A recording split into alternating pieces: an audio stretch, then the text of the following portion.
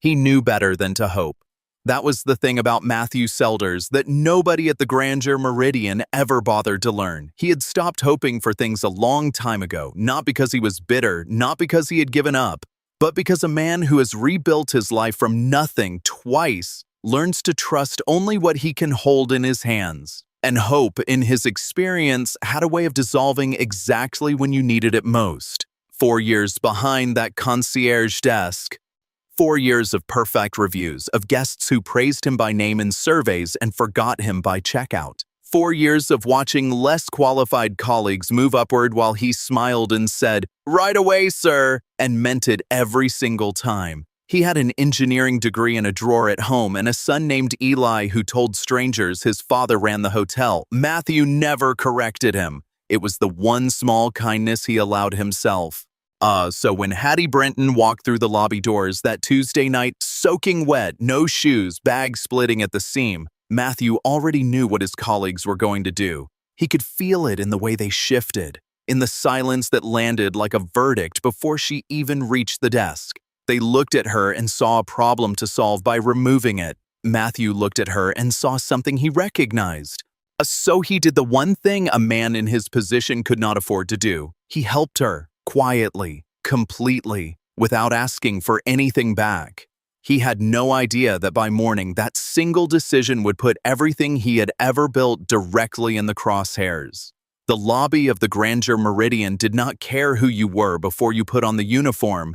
Mathew had understood that from his first week. The marble floors didn't care, the brass fixtures didn't care, that the guests who handed him their luggage without looking up, they especially didn't care. What mattered inside these walls was the name tag, the posture, and the accent you could make small enough to fit inside a professional smile. Mathew had spent 4 years making himself exactly that small. He was good at his job, genuinely, quietly good at it. He knew the hotel's layout the way he knew Eli's face, by instinct without needing to think. But he could recommend a restaurant in the guest's price range before they finished the sentence. Swap a room assignment to shield a light sleeping guest from the elevator noise, and fold a bath towel into a passable swan with one hand while checking in a family of 5 with the other. The guests noticed. They mentioned him in reviews by name. Mathew Selders, they wrote, made us feel at home, exceptional. Management did not notice, or if they did, Eli had made 3 months ago. A tall man Eli had made 3 months ago. A tall man in a black uniform standing in front of a building with too many windows to count, all of them colored yellow. Underneath it, in handwriting still learning its own rules, his son had written, "My dad, he is the boss." Mathew had not been able to take it down. And in the drawer of his bedside table, under a spare watch battery, a folded prayer card from his mother, and a utility bill he had already paid twice in his head, sat a degree in civil engineering from Obafemi Awolowo University. Distinction honors. The kind of credential that would have opened doors in Lagos. Here it opened nothing.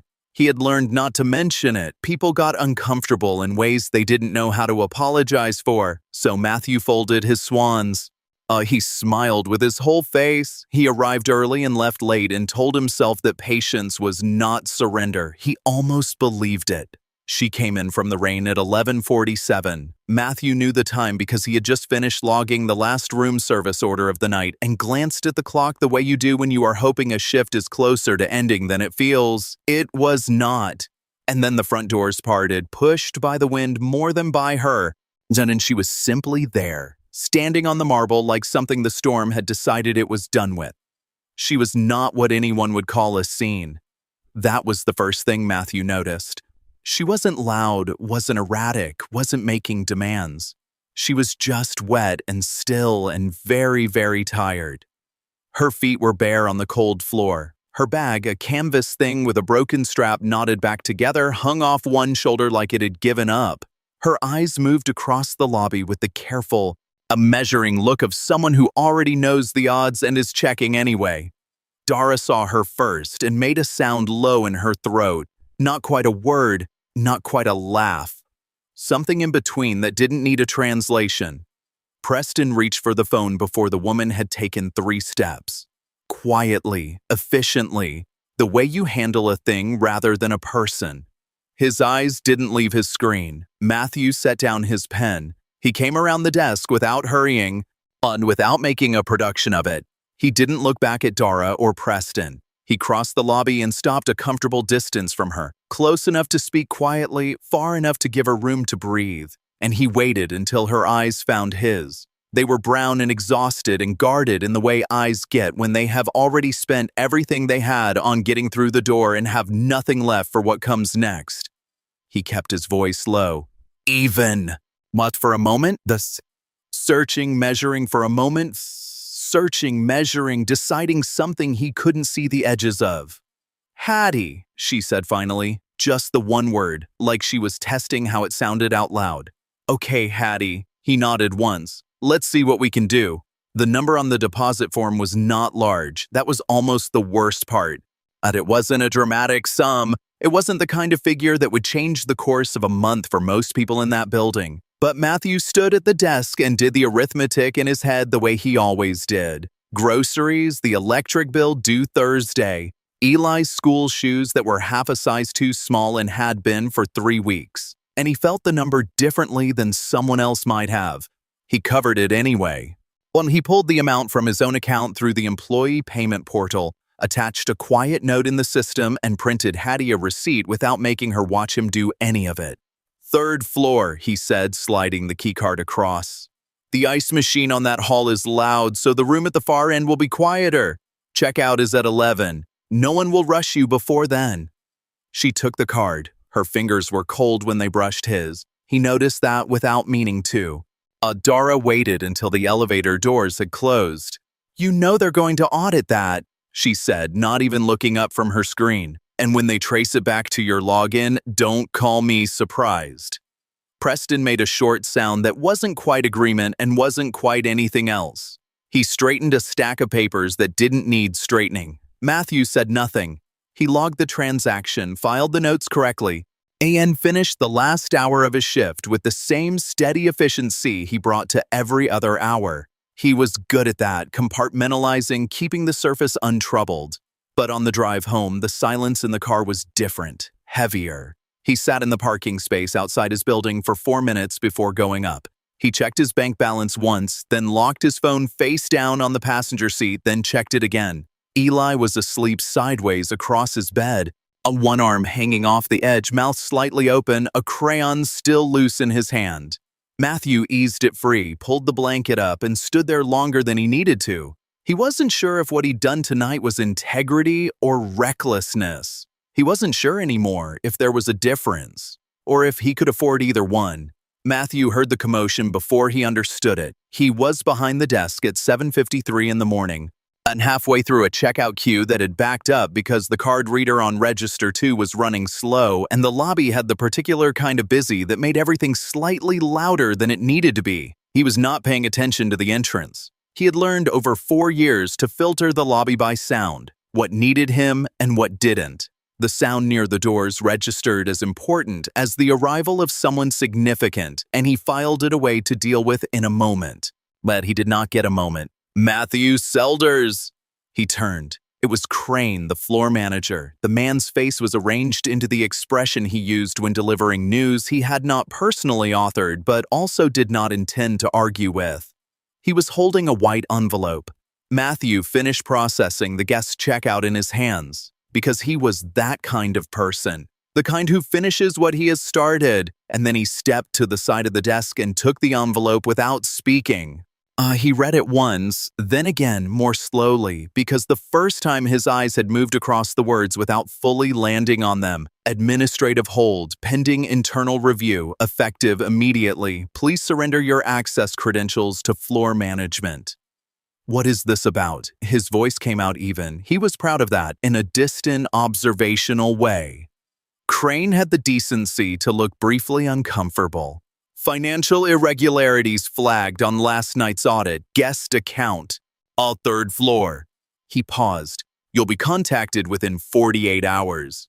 Mathew set the envelope on the desk. He unpinned his name tag with 2 fingers, the small gold rectangle that said Mathew, concierge, and placed it next to the envelope in a way that was neither dramatic nor defeated, just precise. He did not see the woman in ivory standing near the far corridor, flanked by 2 men in suits, a third making notes on a tablet.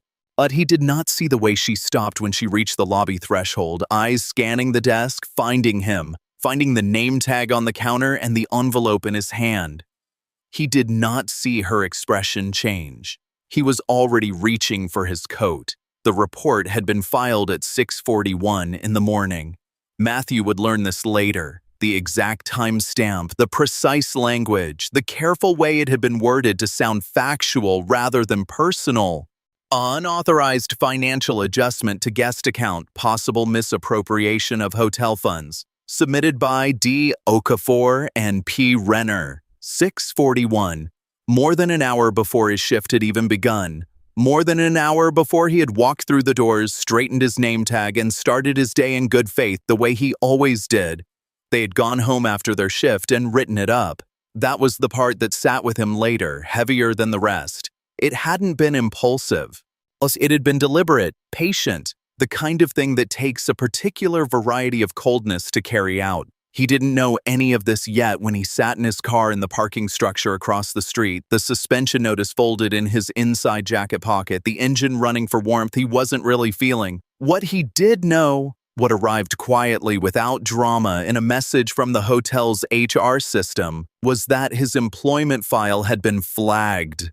And below that notification, almost incidental in the way truly consequential things often appear, was a second line. A reminder that his work visa sponsorship was contingent on active, good-standing employment.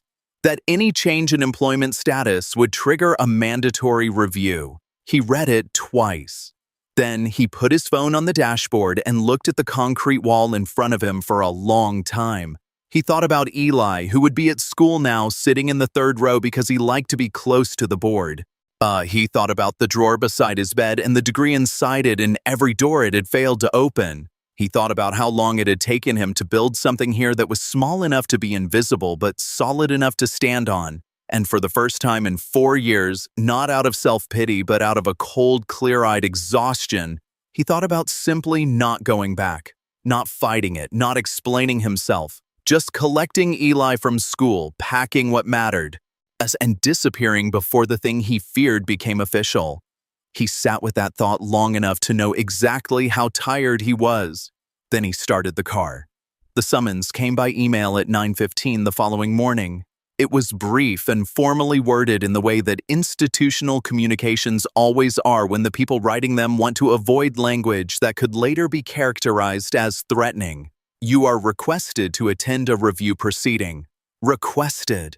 As though declining were an option. As though Mathew had not already understood from the moment Crane handed him that envelope that this was the kind of conversation a man does not choose to have or not have, only the kind he is better or worse prepared for. He spent the night before gathering what he had. The payment portal record showing the transaction traced to his login, time-stamped, annotated in his own notes field. A printed copy of the hotel's guest assistance guidelines, a document he had read carefully when he first started and which contained in the 3rd paragraph of the 4th subsection, language vague enough to be interpreted either way. He had highlighted it anyway. He brought the email chain from 8 months ago in which he had asked management in writing about establishing a discretionary guest fund and received no reply. He folded everything into a manila envelope.